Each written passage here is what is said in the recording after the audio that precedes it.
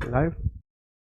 नमस्कार प्यारे साथियों, मैं अजीत स्वागत करता हूं आपके अपने प्यारे परिवार रोजगार वेदन। कैसे हैं आप सब लोग? आशा है बहुत अच्छे होंगे, स्वस्थ होंगे, लाजवाब होंगे। तो जल्दी से लाइव आ जाइए, जुड़ जाइए मेरे साथ। हम लोग यहां पर बात करेंगे एक शानदार सेशन की। हम दिल्ली सल्तनत पढ़ रहे हैं, हिस्ट्री हमारा चल रहा है और हिस्ट्री में हमारा आज का टॉपिक है दिल्ली सल्तनत। यहाँ पर हम बात करेंगे दिल्ली सल्तनत, ठीक है। दिल्ली सल्तनत के बारे में हम बात करेंगे और आशा है आप लोग बेहतरीन तरीके से पढ़ते हुए चलेंगे। दिल्ली सल्तनत में हम गुलाम वंश पढ़ रहे थे। क्या पढ़ रहे थे? गुलाम वंश, जिसे हम ममलूक वंश के नाम से जानते हैं। किसके नाम से? ममलूक वंश के नाम से जानते हैं, ममलूक वंश। चलिए, सभी साथियों की बात हम यहाँ पर करेंगे, तो आशा है आप लोग बेहतरीन तरीके से पढ़ रहे होंगे। चलिए, अब जब दिल्ली सल्तनत हम पढ़ रहे हैं, हमें यहाँ पर पढ़ना है कि सर दिल्ली सल्तनत 1206 से लेकर 1526 तक था, जबकि ममलूक वंश 1206 से लेकर 1290 तक था। ये हमने पढ़ा था। कल हम लोगों ने कुतुबुद्दीन ऐबक पढ़ा था, कल हम लोगों ने इल्तुतमिश पढ़ा था। आज हम रजिया सुल्ताना के बारे में बात करेंगे। देखिए, रजिया सुल्ताना, अगर मैं बात करूं रजिया सुल्ताना के बारे में, तो इसने 4 वर्ष शासन किया। जब इल्तुतमिश की मृत्यु हुई, इल्तुतमिश की बेटी थी रजिया सुल्ताना। रजिया सुल्ताना, मैं एक समरी बता देता हूं जर्नली, फिर आपको अच्छे से समझ में आएगा। समरी क्या है कि सर रजिया सुल्ताना राजा कैसे बनी, उसके पीछे की कहानी बताता हूं। जब इल्तुतमिश की मृत्यु हुई तो दिल्ली के सरदारों ने, क्योंकि इल्तुतमिश ने अपने मरने से पहले ही अपना उत्तराधिकारी घोषित कर दिया था अपनी बेटी रजिया सुल्ताना को। रजिया सुल्ताना को जैसे ही उत्तराधिकारी घोषित किया तो दिल्ली के जो अमीर सरदार थे, उन्होंने कहा कि हम किसी महिला के अधीन शासन नहीं कर पाएंगे, हमारे ऊपर कोई महिला हमारे ऊपर बैठे हम बर्दाश्त नहीं कर पाएंगे। आज की मेंटलिटी भी हमारे समाज में यही है कि हम किसी भी जर्नली हम मैं बात करता हूं, ठीक है, कि दिल्ली के सरदारों ने कहा कि हम किसी महिला के नेतृत्व में काम नहीं करेंगे, महिला के अंडर काम नहीं करेंगे। तो उन्होंने क्या किया, रजिया सुल्ताना के बेटे को, इल्तुतमिश के बेटे को जो अयोग्य था उसे राजा घोषित कर दिया। अब रजिया सुल्ताना कुबा और कोट पहनकर दिल्ली की जनता के बीच में चली जाती है और वहां उनसे कहती है, लाल वस्त्र पहनकर गई थी, उनसे कहती है कि दिल्ली की जनता आप जनार्दन है, आप मालिक हैं, आप मुझे बताइए, मेरे पिताजी ने मुझे दिल्ली सल्तनत में राजा बनाया था, मुझे आपका बादशाह बनाया था, लेकिन इन कुछ गिने चुने लोगों ने मुझे बादशाह नहीं बनने दिया, मैं आपसे न्याय मांगती हूं। जनता से कह रही है रजिया सुल्ताना, मैं आपसे न्याय की मांग करती हूं, आप सर्वोपरि हैं। 2-4 बड़ी बड़ी बातें लगाई कि जनता जनार्दन है, जनता में शक्ति है, आप मेरा न्याय करें, मुझे न्याय दिलवाएं। मेरे पिता ने मुझे उत्तराधिकारी घोषित किया था, लेकिन कुछ जयचंदों ने, जयचंद का मतलब धोखेबाजों से है, कि कुछ इन धोखेबाजों ने मेरे भाई को राजा बना दिया जो कि अयोग्य है, ये उनका कठपुतली बनकर रहेगा, ये आपका सर्वनाश करेगा, जनता पर अत्याचार करेगा। तो जनता ने रजिया सुल्ताना को अपना बादशाह घोषित कर दिया। जनता ने रजिया सुल्ताना को अपना बादशाह घोषित कर दिया। 1236 में रजिया सुल्ताना राजा बन जाती है और 1240 तक रजिया सुल्ताना मरने तक अपना शासन करती है। दिल्ली सल्तनत की पहली महिला शासिका है, 1236 से लेकर 1240 तक शासन करती है, ठीक है। रजिया ने पर्दा प्रथा त्याग कर कुबा कवा यानी कि कोट पहना, कुल्हा मतलब टोपी पहनी। इससे दिल्ली की जनता तो खुश थी, लेकिन कुछ अमीर सरदार या ये कहें जिन्हें महिलाओं से दिक्कत थी कि हम महिलाओं के नीचे काम नहीं करेंगे, वो कहने लगे, अच्छा औरत हो पर्दे में रहो, औरत हो पर्दे में रहकर शासन करो, पर्दे में रहो, बाहर मत आओ। आज भी ये मेंटलिटी हमारी है। कोई भी बहन बेटी बड़े पद पर जाती है तो अच्छा ये क्या करे, हम भूल गए कि आज की डेट में हम मॉडर्न हैं, लड़का लड़की बराबर है, ठीक है। तो भैया उस समय के लोगों ने कहा कि पर्दा में रहो भाई, आप शासन नहीं करने लगे। औरत शासन के लिए नहीं बनी, औरत तो घर चलाने के लिए बनी है। तो रजिया ने प्रूफ किया कि वो पर्दा प्रथा त्यागेगी, कोट, जैसे बड़े जो कोट होते थे, लॉन्ग कोट होते राजा महाराजाओं के, वो कोट पहनना प्रारंभ कर दिया, महिला वस्त्र त्याग दिए। तो कुवा या कबा जो लॉन्ग कोट होता था वो पहनना प्रारंभ किया, टोपी पहननी प्रारंभ की और भैया जनता में आने लग गई, दरबार में आने लग गई। अब बात आई, सबसे बड़ी बात बिगड़ी यहां पर, अमीर आखूर। अमीर आखूर जिसे भैया अबिसीनियाई दास हुआ करता था जलालुद्दीन याकूत। अब रजिया सुल्ताना जलालुद्दीन याकूत से प्रेम करती थी, इससे जलालुद्दीन याकूत से प्रेम करती थी। ओहो, प्रेम प्रसंग चलाया। जैसे ही प्रेम प्रसंग का नाम आया, गौरव के चेहरे पे स्माइल आ गई, कह रहे अब तो मेरे पसंद का टॉपिक आया है। ठीक है, तो रजिया सुल्ताना जलालुद्दीन याकूत से प्रेम करती थी, लेकिन भटिंडा का एक तबरदार हुआ करता था, इक्तादार हुआ करता था, जिसका नाम था इल्तूनिया या अल्तूनिया। जैसे ही रजिया सुल्ताना अपने प्रेमी को, अपने सबसे करीबी को, सबसे विश्वसनीय व्यक्ति जलालुद्दीन याकूत को एक पद देती है, अमीर आखूर। यह है अस्तवल का अध्यक्ष, अस्तवल का अध्यक्ष या अश्ववल का अध्यक्ष। आप कहेंगे सर अश्ववल का अध्यक्ष, घुड़सेना का अध्यक्ष, अश्ववल का अध्यक्ष। ठीक है जी, अध्यक्ष बड़ा पद माना जाता था। ठीक है, बड़ा पद माना जाता था। तब भैया अल्तूनिया जो है, जो तवर हिंद भटिंडा का इक्तादार था, ये नाराज हो जाता है। रानी या महारानी या सुल्ताना रजिया जब भटिंडा जाती है तो अल्तूनिया रजिया सुल्ताना को कैद कर लेता है। क्या कर लेता है? कैद कर लेता है। चलिए, यहां पर हमने बात कर ली कि सर अल्तूनिया ने रजिया सुल्ताना को कैद कर लिया। अब रजिया सुल्ताना बहुत चालाक, उसने कहा कि अच्छा आप मुझसे शादी करोगे? अल्तूनिया से कहती है कि भाई चलो ठीक है, मैं अपने ही प्रेमी को छोड़ दूंगी यदि आप मुझसे शादी कर लो। आप महारानी के पति बन जाओगे। इक्तादार क्या है? आप तो महाराज बनोगे। लालच दे दिया।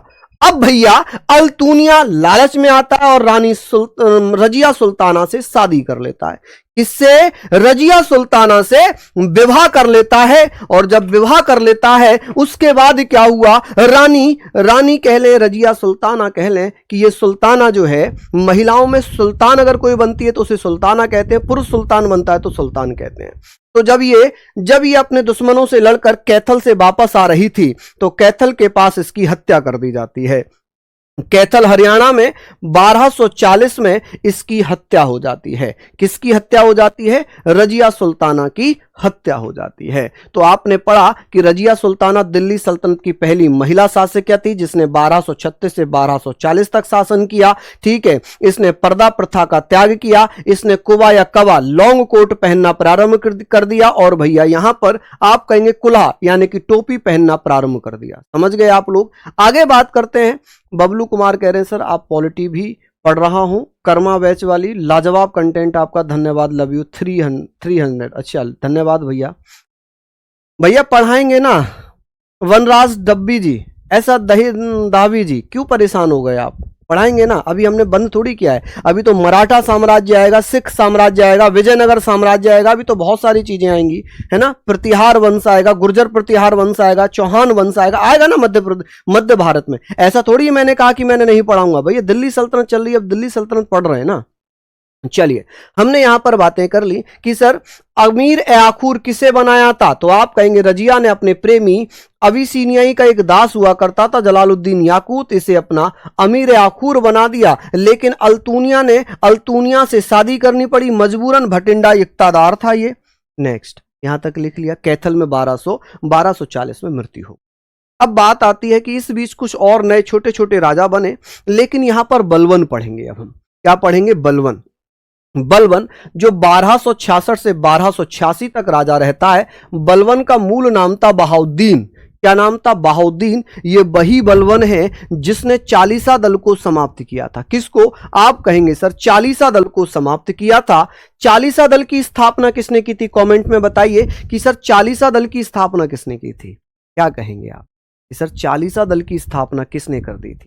कौन कौन भैया बता रहे हैं, चलिए बता दीजिए कि सर चालीसा दल की स्थापना किसने की थी, फटाक से बताइए कि सर चालीसा दल की स्थापना किसने की थी, बलबन ने या इल्तुतमिश ने। तो इल्तुतमिश ने की थी, लेकिन समाप्त बलबन ने किया था। बलबन ने सिजदा और पावोस प्रथा का प्रचलन किया। सिजदा का मतलब होता है नमस्कार करना, सर झुकाकर नमस्कार करना। पावोस का मतलब क्या है, पावोस का मतलब क्या होगा, आप कहेंगे सर घुटने पर बैठकर राजा के हाथ को चूमना या राजा के पैर को चूमना। ठीक है, पावोस प्रथा है।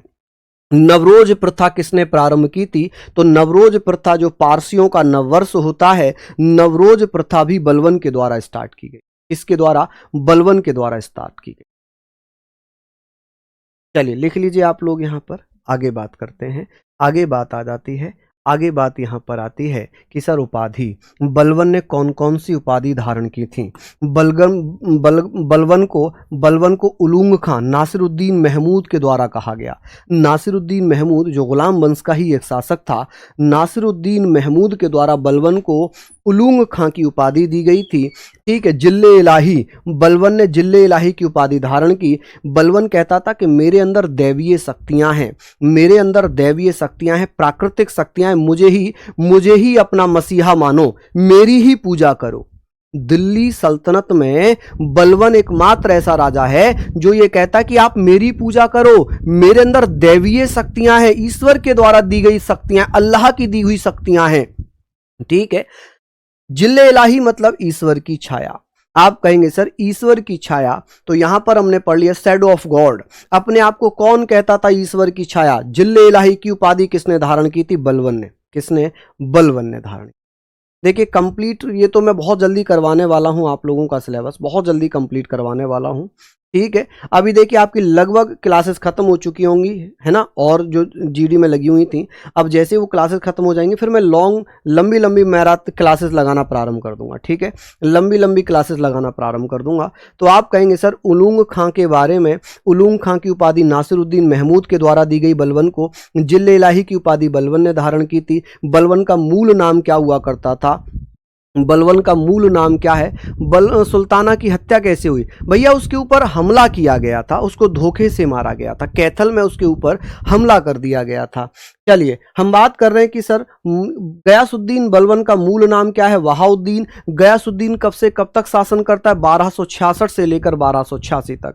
ठीक है जी, चलिए हम बात करते हैं कि सर बलबन ने सिजदा और पावोस प्रथा स्टार्ट की थी, नवरोज प्रथा स्टार्ट की थी। बलबन ने उलूंग खां की उपाधि धारण की थी। उलूंग खां की उपाधि नासिरुद्दीन महमूद ने दी थी। जिल्ले इलाही की उपाधि दी थी, जिसका मतलब है ईश्वर की छाया, क्योंकि बलबन कहता है कि मेरे अंदर दैवीय शक्तियां हैं, मेरे अंदर दैवीय शक्ति। चलिए लिख लीजिए, समझ गए। चलिए बताइए, बहुत बढ़िया बबलू जी, हमारे तरफ से लड्डू रहेंगे आपके, परेशान मत हो आप, है ना। आपका सिलेक्शन हो जाए हमारे लिए सबसे बड़ा लड्डू वो है, आप सबका सिलेक्शन हो जाए हमारे लिए सबसे बड़ा मिठाई, सबसे बड़ा लड्डू वही माना जाता है कि आप ये कह दें कि सर मेरा सिलेक्शन हुआ। हमारे लिए, आपके पेरेंट्स के लिए सबसे बड़ी खुशी का दिन वही होता है। चलिए आगे बात करते हैं।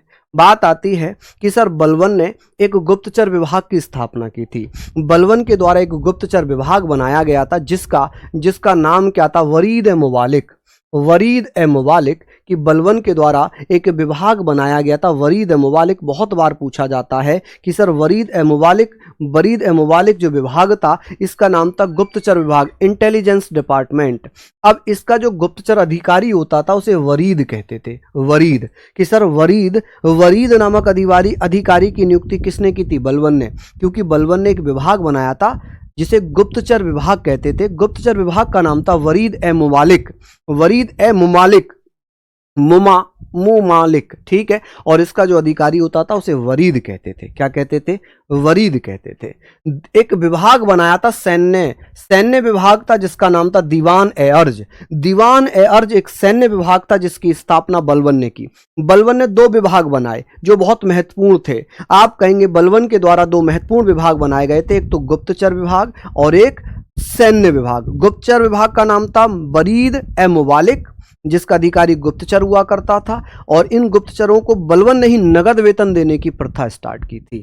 ठीक है, आगे दीवान ए अर्ज, दीवान ए अर्ज यानी कि सैन्य विभाग था, सैन्य विभाग था। देखिए नगद वेतन गुप्तचरों को दिया जाता था, नगद वेतन गुप्तचरों को दिया जाता था। शासन की नीति का आधार क्या था कि बलबन कैसे शासन करना चाहता था, यह कहता था जो आपकी मान रहा है ठीक है, नहीं मान रहा है तो मारो, ठीक है, खून कर दो, मार दो। तो यहां पर हमने पढ़ लिया कि लोह और रक्त की नीति, लोह और रक्त की नीति, मारो और शासन करो, काटो और शासन करो। बलबन ये कहता है कि जब मैं किसी गरीब को देखता हूं, जब मैं किसी गरीब को देखता हूं तो मेरा हाथ मेरी तलवार पर आ जाता है और मुझे उसकी गर्दन काटने का मन करता, मेरा खून खौल उठता है। बलबन ये खुद कहता है कि जब मैं किसी गरीब को देखता हूं, किसी गरीब को देखता हूं, नीच को देखता हूं, ये बलबन के शब्द हैं कि मेरा मन करता है मैं उसकी गर्दन कलम कर दूं, मैं उसकी जो गर्दन है उसको कलम कर दूं, मतलब काट दूं। तो इसकी जो शासन का आधार था वो लोह और रक्त नीति का था कि भैया मारो और शासन करो। बलबन की मृत्यु 1286 में हो गई। बलबन की मृत्यु कब हो गई? 1286 में। ठीक है, तो आप यहां पर लिखिए, मैं एक बार फिर से रिवाइज कराऊंगा। मैं देखिए बहुत इंपॉर्टेंट लेकर आ रहा हूं, मैं बहुत ज्यादा फालतू चीजें या बहुत ज्यादा एक्स्ट्रा चीजें ला ही नहीं रहा हूं। बलबन 1266 से 1286 मूल नाम बहाउद्दीन। ठीक है, इसने चालीसा दल को समाप्त किया था। चालीसा दल किसने बनाया था? इल्तुतमिश ने। बलबन ने सिजदा और पाबोस प्रथा चलाई थी, नवरोज प्रथा चलाई थी। बलबन ने उपाधि उलूंग की उपाधि धारण की थी और ये नसरुद्दीन महमूद के द्वारा दी गई थी। जिल्ले इलाही जिसका मतलब है ईश्वर की छाया। ठीक है, नेक्स्ट है बलबन ने 2 विभाग बनाए थे, गुप्तचर विभाग था और एक सैन्य विभाग। गुप्तचर विभाग का नाम था वरीद ए मुवालिक और सैन्य विभाग का नाम था दीवान ए अर्ज। गुप्तचरों को भैया क्या दिया जाता था? नगद वेतन दिया जाता था। वरीद ए मुवालिक का अधिकारी वरीद कहलाता था। शासन की नीति का आधार था लोह एवं रक्त नीति। बलबन की मृत्यु 1286 में हो जाती है। कैसे हो जाती है? 1286 में। खत्म कहानी। चलिए, समझ में आया? लिख लीजिए आप लोग, बहुत बढ़िया। आगे बात करेंगे, ये हमारा यहां पर खत्म होता है। अब बात आती है खिलजी वंश की। अब बात आ जाती है खिलजी वंश की। ये दूसरा वंश है दिल्ली सल्तनत में, अब दूसरा वंश है खिलजी वंश। खिलजियों ने सबसे कम शासन किया है, सबसे कम शासनकाल इन्हीं का है। आप कहेंगे सर सबसे कम शासनकाल, सबसे कम शासनकाल, यहां पर हम लिखेंगे सबसे कम शासनकाल किसका है? खिलजियों का। देखिए खिलजियों का जो संस्थापक था जलालुद्दीन फिरोज खिलजी। जलालुद्दीन खिलजी कह लें, जलालुद्दीन फिरोज खिलजी कह लें, जिसने खिलजी वंश की स्थापना की थी। खिलजी वंश 1290 से लेकर 1320 तक शासन करता है। खिलजी वंश 1290 से 1320 तक शासन करता है। और खिलजियों में अगर बात करें कि खिलजी वंश का संस्थापक था फिरोज खिलजी, जिसने एक पदवी धारण की थी, एक उपाधि धारण की थी जलालुद्दीन की। किसकी? जलालुद्दीन की। आप कहेंगे सर जलालुद्दीन की उपाधि धारण की। सूबेदार कहां का? आप कहेंगे सर सूबेदार समाना का। किसने बनाया था? आप कहेंगे केकूबाद। केकूबाद के द्वारा जो गुलाम वंश का था केकूबाद, ये गुलाम वंश का था केकूबाद। केकूबाद ने जलालुद्दीन फिरोज खिलजी को सूबेदार बनाया था समाना का। ठीक है, सूबेदार कहां का था? समाना। समाना का सूबेदार किसके द्वारा बनाया गया? केकूबाद के द्वारा। किसको? जलालुद्दीन फिरोज खिलजी को। ये एक दूसरे राजा को मारकर ही अपने आप राजा बनते थे। देखिए जिस समय गुलाम वंश का शासन था उस समय राजा था केकूबाद। केकूबाद ने क्या किया? जलालुद्दीन फिरोज खिलजी को अपने शासनकाल में समाना का सूबेदार नियुक्त कर दिया। किसका? समाना का सूबेदार नियुक्त कर दिया। चलिए बहुत बढ़िया। सुधा कह रही है सर हम आपके लिए माँ के हाथों से बना गाजर का हलवा लाएंगे। मेरी बहन बहुत बहुत धन्यवाद, लेकिन आप लोगों का सिलेक्शन हो जाए मेरे लिए, आपके पेरेंट्स के लिए सबसे बड़ी खुशी वही है। वही गाजर का हलवा है, वही प्रसाद है, सब कुछ वही है। ठीक है, बाकी आपकी श्रद्धा है। जो भी आप प्यार से मिठाई, चीनी, बतासे जो भी खिला दोगे वो हम खा लेंगे। चलिए, हमने यहां पर बात कर ली कि जलालुद्दीन फिरोज खिलजी ने खिलजी वंश की स्थापना की, लेकिन खिलजी वंश से जलालुद्दीन फिरोज खिलजी को केकूबाद ने अपने साम्राज्य में समाना का सूबेदार बनाया था। अब बात आती है सर ए जहांदार के पद पर केकूबाद द्वारा नियुक्त किया गया एवं शाइस्ता खां की उपाधि दे दी। आप कहेंगे सर जलालुद्दीन फिरोज खिलजी, जिसे शाइस्ता खां की उपाधि किसने दी थी? केकूबाद ने। केकूबाद कौन था? ये गुलाम वंश का शासक था। आप कहेंगे सर ये कौन था? ये गुलाम वंश का शासक था, गुलाम वंश का शासक था। चलिए ये कौन था? गुलाम वंश का शासक था। चलिए अब केकूबाद ने अपने समय में इसे एक पद दे दिया, सर ए जहांदार, सर ए जहांदार का पद दिया और शाइस्ता खां की उपाधि दी कि जलालुद्दीन फिरोज खिलजी को, जलालुद्दीन फिरोज खिलजी को शाइस्ता खां की उपाधि किसने दी थी? सर ए जहांदार का पद किसने दिया था? केकूबाद ने। केकूबाद किस वंश का राजा था? गुलाम वंश का। केकूबाद ने जलालुद्दीन फिरोज खिलजी को कहां का सूबेदार बनाया था? समाना का। केकूबाद जो गुलाम वंश का राजा है, किसको समाना का सूबेदार बनाता है? फिरोज खिलजी को। फिरोज खिलजी ने कौन सी उपाधि धारण की थी? आप कहेंगे सर जलालुद्दीन की। ठीक है, जलालुद्दीन की। क्लियर हो गई चीजें? यहां पर लिख भी लिया होगा आप लोगों ने। चलिए बहुत बढ़िया, आगे बात करेंगे, आगे बात करें। यहां तक लिख लिया आप लोग, आगे चर्चा करते हैं। लिखा हुआ है राज्याभिषेक कि भैया ये बताइए, जलालुद्दीन फिरोज खिलजी जो कि सबसे अधिक उम्र में राजा बना, 70 वर्ष की आयु में। हालांकि राजा कौन बनना चाह रहा था? अलाउद्दीन खिलजी राजा बनना चाह रहा था, जो उसका भतीजा था। चलिए हम बात करेंगे, राज्याभिषेक 1290 में करवाया। जलालुद्दीन फिरोज खिलजी ने 1290 में अपना राज्याभिषेक करवाया 70 वर्ष की आयु में, किलोखरी के महल में। किसमें? किलोखरी के महल में। अब बात आती है राजधानी, राजधानी किलोखरी को बनाया। किलोखरी का महल केकूबाद ने बनवाया था। किलोखरी का जो महल है वो केकूबाद ने बनवाया था। ठीक है, अब बात आती है जलालुद्दीन फिरोज खिलजी की हत्या जुलाई 1296 में अली गुरसाप्स यानी कि अलाउद्दीन खिलजी। अलाउद्दीन खिलजी का मतलब क्या है?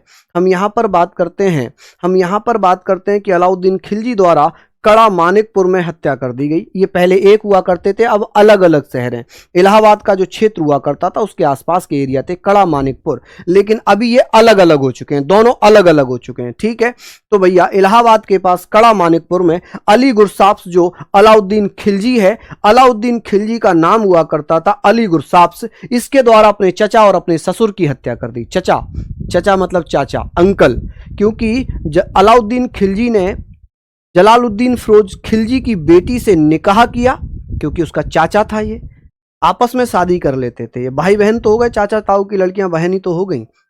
लेकिन हम बात करेंगे जुलाई 1296 में अलाउद्दीन खिलजी ने अपने चाचा और अपने ससुर जलालुद्दीन फिरोज खिलजी की हत्या कर दी और गद्दी पर बैठ गया। अलाउद्दीन खिलजी 1296 से लेकर 1316 तक शासन करता है। अलाउद्दीन खिलजी के बचपन का नाम था अली गुरसाप्स। बहुत अच्छा क्वेश्चन आएगा, बहुत अच्छा क्वेश्चन आता है। अलाउद्दीन खिलजी का मूल नाम क्या था? बचपन का नाम क्या था? अली गुरसाप्स। क्या नाम था? अली गुरसाप्स। राज्याभिषेक कहां पर करवाया था? बलवन के लाल महल में। बलवन ने जो लाल महल बनवाया था वहां पर अलाउद्दीन खिलजी ने अपना राज्याभिषेक करवा दिया। क्या करवा दिया? अपना राज्याभिषेक करवाया। बलवन की मृत्यु कब हुई? 1286 में। बलवन के बाद जो अंतिम राजा था गुलाम वंश का, वो केकूबाद था। और केकूबाद ने ही अपने एक मंत्री को, अपने एक अधिकारी को समाना का सूबेदार बनाया था, उसका नाम था फिरोज खिलजी। फिरोज खिलजी को केकूबाद ने एक उपाधि दी थी शाइस्ता खां की, और एक पद दिया था जिसे हम सर ए जहांदार कहते हैं। फिरोज खिलजी ने ही एक नए वंश को जन्म दिया जिसे खिलजी वंश कहा गया। 1290 से 1296 तक शासन किया है फिरोज खिलजी ने।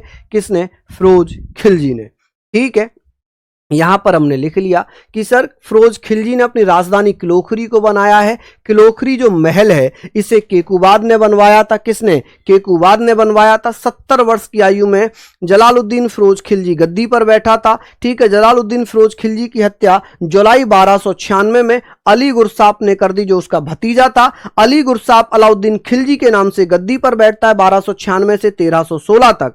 राज्याभिषेक बलबन के महल लाल महल में करवाया। कि सर अलाउद्दीन खिलजी का जो राजमहल है, उस अलाउद्दीन खिलजी ने किस राजमहल में अपना राज्याभिषेक करवाया था? लाल महल में। लाल महल का निर्माण किसने करवाया था? बलबन ने। बलबन किस वंश का राजा था? गुलाम वंश का, और ये इलवरी तुर्क था, इलवरी तुर्क था। याद तो करना पड़ेगा माही चौधरी, याद तो करना पड़ेगा मेरी बहन, है ना, सारी चीजें याद करनी पड़ेंगी। वैसे मैं कई कई बार रिपीट करवा रहा हूं क्लास में, तो इनको याद कर लेना, है ना। मैंने लिए ही इंपॉर्टेंट टॉपिक हैं, मैंने वेरी वेरी इंपॉर्टेंट टॉपिक कराए हैं, ठीक है। बहुत सारी चीजें हैं इनमें, मैं कराऊं तो बहुत कुछ हो जाएगा। अब अलाउद्दीन खिलजी जो सिकंदर है सानी, अपने आप को कहता है सिकंदर है सानी, ये सूबेदार कहां का था? कड़ा का। जलालुद्दीन फिरोज खिलजी ने अपने भतीजे, अपने दामाद को कड़ा, जो इलाहाबाद में पड़ता है, यहां का सूबेदार नियुक्त किया था, ठीक है। अलाउद्दीन खिलजी ने कौन कौन सी प्रथाएं चलाई थी? सेना को नगद वेतन देना, स्थायी सेना रखना, सैनिकों का हुलिया तैयार करना, बाजार नियंत्रण प्रणाली स्टार्ट करना, और एक और थी घोड़े दागने की प्रथा। घोड़े दागने की प्रथा, घोड़े दागने की प्रथा, चलिए, घोड़े दागने की प्रथा किसने प्रारंभ की थी? अलाउद्दीन खिलजी ने। किसने? अलाउद्दीन खिलजी ने। चलिए, हम कहेंगे सर अलाउद्दीन खिलजी ये कहता था, क्या अब एक अलाउद्दीन खिलजी महान शासक महिला के लिए तलवार उठाएगा?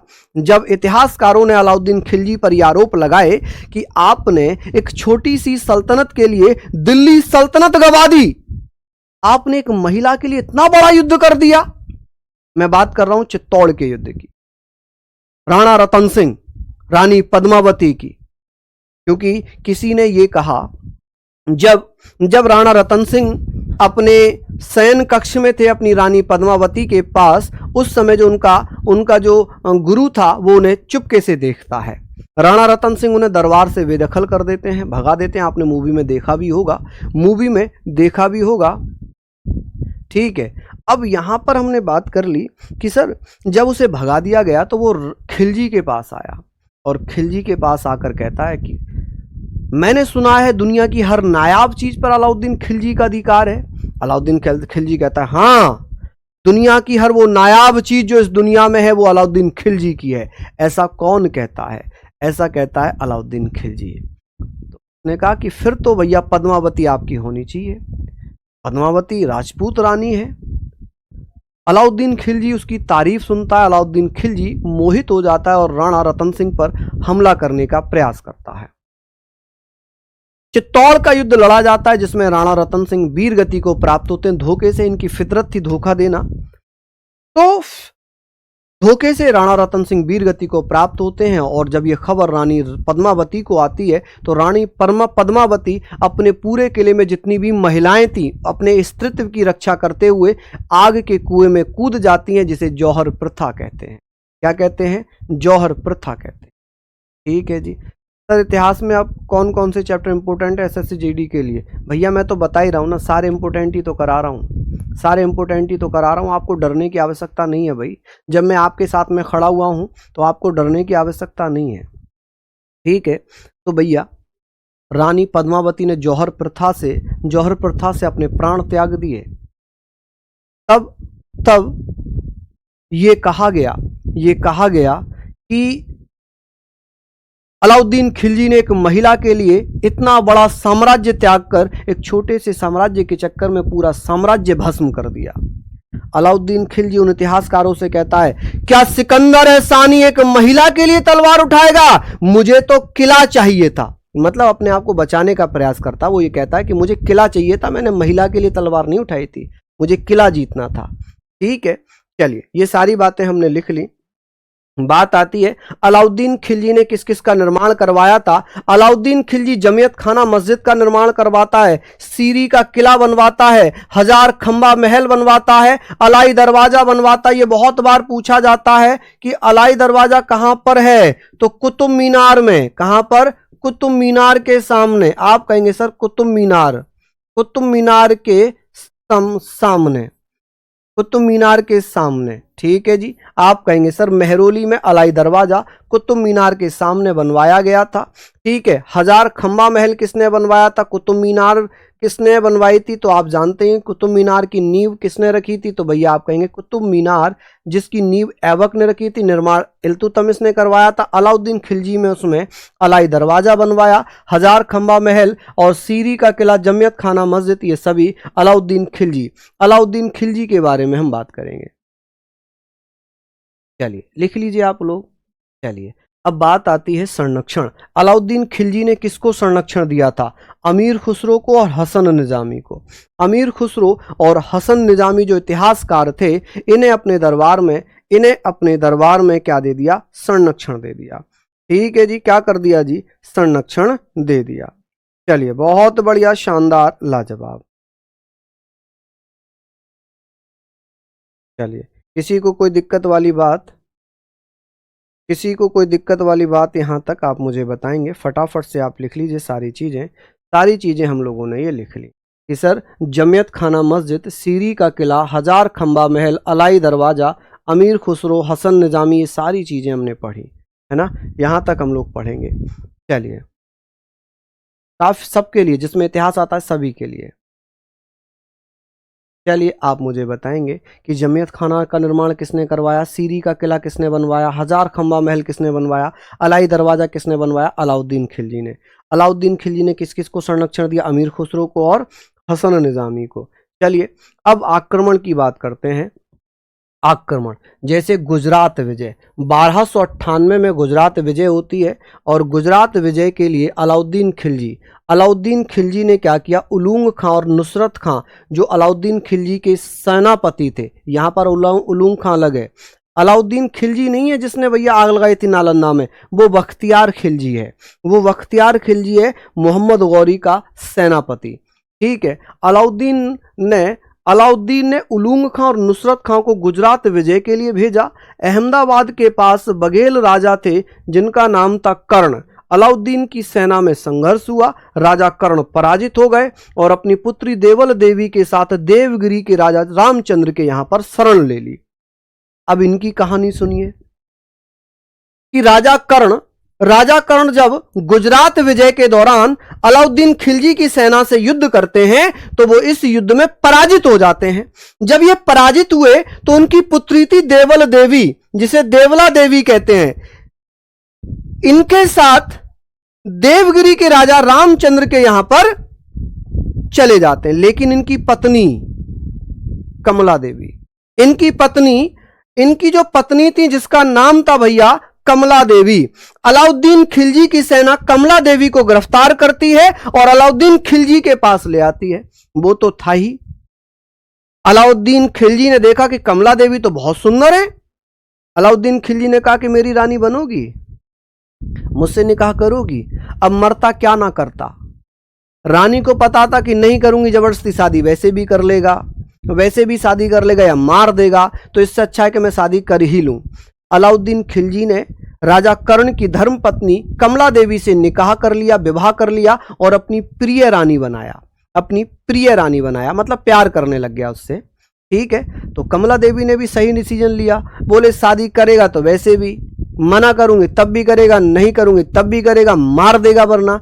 तो उन्होंने सोचा कि शादी ही कर लेते हैं, कम से कम बचे तो रहेंगे, शासन तो करेंगे, रानी तो बन जाएंगे। तो कमला देवी ने अलाउद्दीन खिलजी से निकाह कर लिया, शादी कर ली। चलिए हमने बात करनी है कि सर गुजरात विजय कब होती है? अलाउद्दीन खिलजी के सेनापति कौन कौन थे? नुसरत खां और उलूंग खां। 1298 में ये गुजरात विजय की थी अलाउद्दीन खिलजी की सेना से। और अलाउद्दीन खिलजी की सेना से लड़ाई करते हैं राजा कर्ण जो बघेल के राजा थे, अहमदाबाद के निकट बघेल वंश के राजा थे राजा कर्ण। जो कर्ण किसकी सेना से हारते हैं? अलाउद्दीन खिलजी की सेना से हारते हैं। और राजा खिलजी की सेना से हारने के बाद कर्ण भाग जाते हैं अपनी पुत्री देवल देवी को लेकर देवगिरी में जाकर रामचंद्र के यहां पर शरण ले लेते हैं। क्या करते हैं? शरण ले लेते हैं। ठीक है। बात आती है अलाउद्दीन खिलजी कर्ण की संपत्ति एवं उनकी पत्नी को अपने दिलवार में बुला लेता है, यानी कि अलाउद्दीन खिलजी तो दिल्ली में ही था, उसके सेनापति लड़ रहे थे, गिरफ्तार करके ले आए कमला देवी से अलाउद्दीन खिलजी ने भैया विवाह कर लिया और अपनी प्रिय रानी बना लिया। अब यहां पर इंपॉर्टेंट चीज आएगी, हिंदू किन्नर मलिक काफूर गुजरात विजय से लौटते समय नुसरत खां जो उसका सेनापति था अलाउद्दीन खिलजी का, इसने हिंदू किन्नर मलिक काफूर को 1000 दिनार में खरीदा। इसीलिए मलिक काफूर को 1000 दिनारी भी कहते हैं। क्या कहते हैं? 1000 दिनारी भी कहा जाता है। 1000 दिनारी। ठीक है जी। आप कहेंगे सर, गुजरात विजय से लौटते समय नुसरत खां ने हिंदू किन्नर मलिक काफूर को 1000 दिनार में खरीदा था। कब? 1000 दिनार में खरीदा। चलिए, हमने पढ़ लिया। आपने पढ़ा कि जब गुजरात विजय से नुसरत खां और उलूग खां वापस आ रहे थे तो इस दौरान नुसरत खां ने के हिंदू किन्नर को खरीदा था, हिंदू हिजड़े को खरीदा था। हिजड़ा कह लें, किन्नर कह लें, ठीक है। आप कहेंगे सर उसका नाम था 1000 दिनारी। 1000 दिनार में खरीदने के कारण इसका नाम क्या पड़ गया? 1000 दिनारी। समझ में आया यहां तक? चलिए आगे बात करें। आगे बात कर लेते हैं। ये आप मुझे बताइए कि यहां तक आपने लिख लिया। रणथंबोर की बात होगी। 1301 में रणथंबोर विजय होती है। रणथंबोर के शासक थे हमीर देव ने मंगोल नेता मोहम्मद शाह और कहब को अपने यहां पर शरण दे दी। इसके विरोध में अलाउद्दीन खिलजी ने हमीर देव पर आक्रमण कर दिया। अब ये बताइए, यदि कोई भी व्यक्ति किसी को पीट रहा है और जो पिटने वाला व्यक्ति वो आपके घर में शरण लेता है, आप उसे पिटने दोगे या उसे बचाओगे? आप जो पीटने वाला व्यक्ति होगा उससे कहेगा भाई रुक जा, ये मेरे घर में आया है, मेरे घर में मारने की आवश्यकता नहीं है, बाहर रास्ते में जितना तुझसे हो पाए उतना कर लेना, मारना पीटना कुछ भी करना, लेकिन जब ये मेरे घर में है, ये मेरी शरण में है और मेरी शरण में कोई इसे मारेगा नहीं, आप भिड़ जाओगे। अगर आप खुददार होगे तो अपने घर में किसी को पिटने नहीं दोगे। ये एथिक्स भी कहलाता है। ये सोसाइटी के एथिक्स भी हैं कि अगर कोई आपके घर में आपके से शरण ले रहा है तो आप उसे बचाओगे, उसे पिटने नहीं दोगे। वैसे ही राजा ने क्या किया? रणथंबोर, राजपूत राजा थे हमीर देव, महान योद्धा। हमीर देव ने मंगोल जो आक्रमणकारी कह लें, नेता कह लें, मोहम्मद शाह और कहब देव को अपने यहां पर क्या कर लिया? शरण दे दी। अलाउद्दीन खिलजी कहता है कि भाई आपने जो शरण दी है वो मेरे शत्रु हैं, मुझे वापस करो। हमीर देव ने कहा भी शत्रु होंगे आपके, मेरे साम्राज्य में शरण लिए, जब मेरे साम्राज्य से निकल जाएं, मेरे घर से चले जाएं, आप इन्हें मार देना, मैं आपसे कुछ नहीं कहूंगा, लेकिन जब तक ये मेरे यहां पर हैं मैं इन्हें आपको नहीं सौंपूंगा। मैं क्षत्रिय हूं, मैं राजपूत हूं, मैं आपके सामने सर नहीं झुकाऊंगा, मैं इन्हें आपको देकर मैं कलंकित नहीं होना चाहता कि मेरे घर में कोई आया और मैंने अपने आप को बचाने के लिए उन्हें सौंप दिया। राजा हमीर देव के साथ अलाउद्दीन खिलजी की सेना का युद्ध हुआ, लेकिन इसमें राजा हमीर देव पराजित हो गए। पराजित क्या हो गए? वो मारे गए, धोखे से मार दिए गए। ठीक है। नुसरत खां जो अलाउद्दीन खिलजी का सेनापति था वो भी मारा गया। अलाउद्दीन खिलजी का जो सेनापति था वो भी इस युद्ध में मारा गया। हालांकि अलाउद्दीन खिलजी की सेना का बहुत नुकसान इसमें हुआ है, ठीक है, फिर भी हमीर देव इसमें मारे गए, पराजित हो गए। ठीक है। तो भैया आगे बात आती है चित्तौड़। इंपोर्टेंट है चित्तौड़ आक्रमण 1303 में राणा रतन सिंह, राजपूत राजा राणा रतन सिंह, महान योद्धा राणा रतन सिंह जब युद्ध करते हैं, अलाउद्दीन खिलजी इनकी तलवार तक नहीं झेल पाता, अलाउद्दीन खिलजी को घायल कर देते हैं, निहत्यार कर देते हैं। निहत्यारी बोलते हैं ना जिसके पास तलवार ना हो, तो भैया निहत्ता कर देते हैं। राणा रतन सिंह कहते हैं तलवार उठा और वार कर मुझ पर। इससे पहले कि राणा रतन सिंह उस पर प्रहार करते, अलाउद्दीन खिलजी की सेनापति ने, जो उसका मलिक काफूर था, उसके सैनिकों ने तीर चला दिए, जिसमें राणा रतन सिंह घायल हो गए और वीर भूमि को प्राप्त हो गए, वीर गति को प्राप्त हो गए। ठीक है। तो इनकी राजधानी क्या थी? चित्तौड़। चित्तौड़ किला जो सुरक्षा की दृष्टि से महत्वपूर्ण माना जाता था, यह माना जाता था कि अवैध किला है, इसको आसानी से जीता नहीं जा सकता, और यही हुआ। अलाउद्दीन खिलजी किले को जीतने के चक्कर में पूरा अपना दिल्ली सल्तनत गवा बैठा। राणा रतन सिंह, जिनकी राजधानी चित्तौड़ थी, अलाउद्दीन खिलजी ने आक्रमण किया। राणा रतन सिंह वीर भूमि को प्राप्त हो गए। वीर भूमि को प्राप्त हुए रानी पद्मावती ने जौहर प्रथा से प्राण त्याग दिए। ठीक है, जौहर प्रथा की कहानी भी यहां से स्टार्ट होती। ठीक है जी। 1000 दीनार का मतलब, पहले करेंसी चलती थी दीनार, सोने की करेंसी चलती थी दिनार। मलिक काफूर उसने मोहम्मद बिन कासिम ने चलाई थी। ठीक है, दीनार सोने की चलती थी, तो 1000 सोने की दीनार देकर मलिक काफूर को खरीद लिया था, अपना गुलाम बना लिया था। ठीक है, रानी पद्मावती जौहर प्रथा से अपने प्राण त्यागती हैं, किले में आग लगवाती हैं, जिसमें और महिलाओं के साथ, लड़कियों के साथ अपने आप को आग के हवाले करती हैं। जौहर प्रथा से अपने स्त्रीत्व, अपने शरीर की रक्षा करती हैं, क्योंकि मुगल सेना जिस पर भी कब्जा करती थी, उनकी महिलाओं और उनकी जो लड़कियां थी उनके साथ बलात्कार करती थी, रेप करती थी। तो इस सब से बचाने के लिए, अपने स्त्रीत्व की रक्षा करने के लिए, अपने मान की रक्षा करने के लिए, सम्मान की रक्षा करने के लिए रानी पद्मावती ने जौहर प्रथा से आग में कूदकर प्राण त्याग दिए। गोरा बादल राणा रतन सिंह के महान सेनापतियों में माने जाते हैं। जब राणा रतन सिंह को कैद कर लिया गया दिल्ली में, तो गोरा बादल और रानी पद्मावती ये आई और बचाकर ले गई। ठीक है जी, बहुत अच्छा इतिहास रहा है, लेकिन पता नहीं क्यों कुछ राजाओं का इतिहास लिखा ही नहीं गया, कुछ राजाओं का इतिहास बता ही नहीं गया। इतिहासकारों ने बहुत सारे इतिहास को छिपा दिया गया। हमारा क्या मतलब है दिल्ली सल्तनत के राजाओं से? हम क्यों पढ़ रहे हैं इन्हें? हमें पढ़ना चाहिए इन्हें, जो ये राजा थे, जिन्होंने भारत में भैया एक राजत्व की मिसाल कायम की। लेकिन पता नहीं क्यों आता है दिल्ली सल्तनत, मुगल वंश, हमें नहीं पता। ठीक है, सिलेबस में दिया है तो हमारी मजबूरी है, पढ़ाना पड़ेगा। चलिए लिख लीजिए, आप लोग यहां पर अच्छे से पढ़ सकते हैं। चलिए आगे बात करते हैं।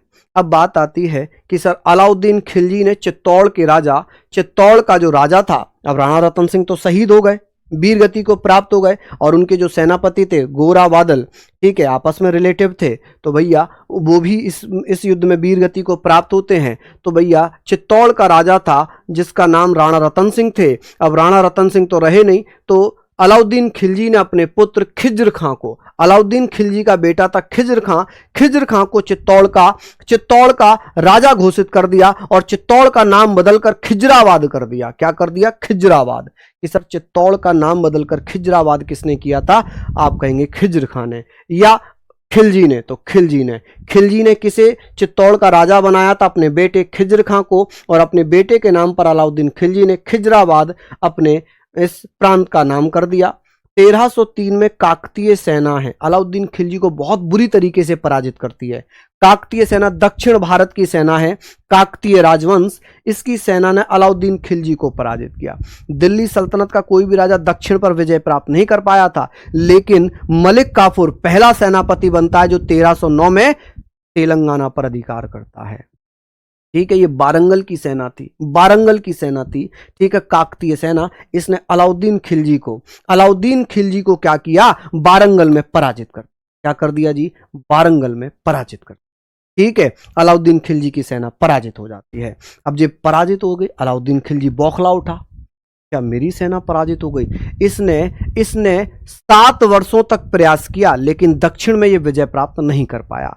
लेकिन क्या होता है ना, जब अपने घर में ही लंग भेदी हो, जब अपने घर में ही धोखेबाज बैठे हो, तो दूसरों से क्या करना, दूसरों से क्या शिकायत? जब घर में ही भेदी हो, जब घर में ही जयचंद बैठे हो, क्योंकि मोहम्मद गौरी पृथ्वीराज चौहान को हरा पाता अगर जयचंद ना मिलता उधर जाकर।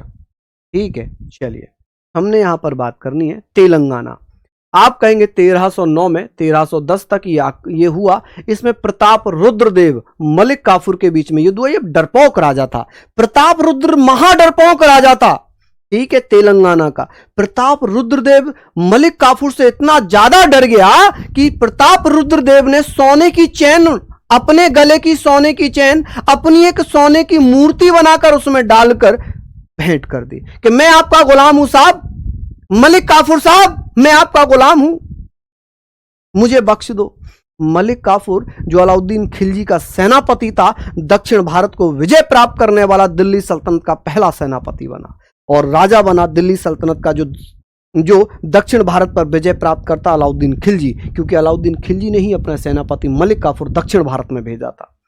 प्रताप रुद्रदेव हार मान लेता है। प्रताप रुद्रदेव ने स्वयं की सोने की मूर्ति बनाकर गले में सोने की चेन डालकर आत्मसमर्पण कर दिया। जब आत्मसमर्पण कर दिया, अगर आपके सामने कोई नतमस्तक हो जाए तो आप उसे छोड़ देंगे, आप उसे माफ कर देंगे, ठीक है। आप दो लोगों के बीच लड़ाई चल रही है, एक कह रहा भाई मार ले मुझे, जितना मारना है मुझे पीट ले, मुझे पीट ले, जितना मारना है मुझे मार ले। आप उसे मारोगे ही नहीं, आपको अरे यार ये तो खुद ही पिटने को तैयार है, आप उसे छोड़ दोगे, बोले जा यार अब मैं तुझे नहीं मार रहा, जा भग जा।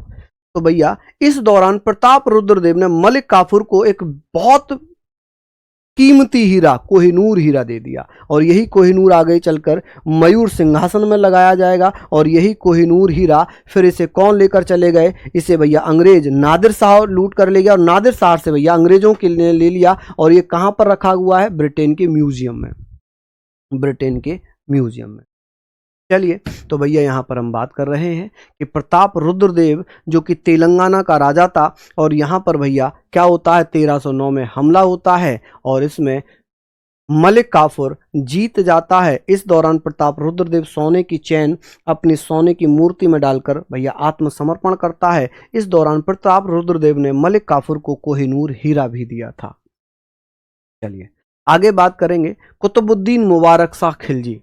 कुतुबुद्दीन मुबारक शाह खिलजी ये अपने आप को खलीफा कहता था। अच्छा क्वेश्चन है कि सर अपने आप को खलीफा कौन कहता था? अपने आप को खलीफा कहता था 1316 से 1320 तक रहा। इसने एक उपाधि धारण की थी अल वसिक विल्हा की। अल वसिक विल्हा की खुसरो शाह को अपना मंत्री बनाया। ये खुसरो शाह जो पहले गुजरात का हिंदू हुआ करता था, लेकिन इसने अपना धर्म परिवर्तित करके मुस्लिम धर्म अपनाया, इस्लाम धर्म अपना लिया और इसे अपना मंत्री किसने बनाया? तो कुतुबुद्दीन मुबारक शाह खिलजी ने खुसरो शाह को अपना क्या बना दिया? अपना भैया मंत्री बना दिया। ये जो है ना पागल माना जाता था इसे। कुतुबुद्दीन मुबारक शाह खिलजी को पागल कहते थे। क्यों? क्योंकि दरबार में ये नग्न आता था, न्यूड अवस्था में आता था, बिना वस्त्रों के आता था, कभी कभी महिलाओं के कपड़े पहनता था, तो इसे पागल कहते थे, इसे पागल कहते थे। आप कहेंगे सर दरबार में नग्न अवस्था में आता था एवं स्त्री वस्त्र पहनता था, तो इसलिए कुतुबुद्दीन मुबारक शाह खिलजी को पागल कहा गया है। ठीक है। 1320 में मुबारक शाह की हत्या इसी के मंत्री खुसरो शाह के द्वारा कर दी गई। खुसरो शाह के द्वारा इसकी हत्या कर दी जाती। इसके द्वारा खुसरो शाह की हत्या कर दी। मुबारक शाह खिलजी कब गद्दी पर बैठा? तो आप कहेंगे रितनेश कह रहे हैं सर मजा आ रहा है, मजा आ रहा है, ऐसी मजे के साथ पढ़ते रहो। विश्वास रखना कि ये जुनून, ये मेहनत, ये जज्बा सिलेक्शन दिलवाएगा, ये सिलेक्शन दिलवाएगा। कुतुबुद्दीन मुबारक शाह खिलजी 1316 से 1320 तक राजा रहा। स्वयं को खलीफा कहता था। एसएससी जीडी में बहुत बार पूछा गया है, एसएससी का फेवरेट क्वेश्चन है। दिल्ली सल्तनत का कौन सा ऐसा राजा था जो अपने आप को खलीफा कहता था? अपने आप को खलीफा कहता था। चलिए यहां पर हमने बात कर ली। चलिए लिख लीजिए जल्दी से। सर देवगिरी के बारे में क्यों नहीं बताया आपने? भैया देवगिरी जब हम पढ़ेंगे ना, जब हम पढ़ेंगे दक्षिण भारत में जो और राजवंश हुए होंगे उनके बारे में पढ़ेंगे। ठीक है, चलिए लिखिए आप लोग, ये सारे पॉइंट हमने लिखने हैं। ठीक है जी, ये हमने यहां तक खिलजी वंश पढ़ दिया। कलम पढ़ेंगे तुगलक वंश, कलम पढ़ेंगे तुगलक वंश। आशा है आपको क्लास अच्छी लगी होगी। तो सभी को बहुत बहुत धन्यवाद। नमस्कार, जय हिंद, जय भारत।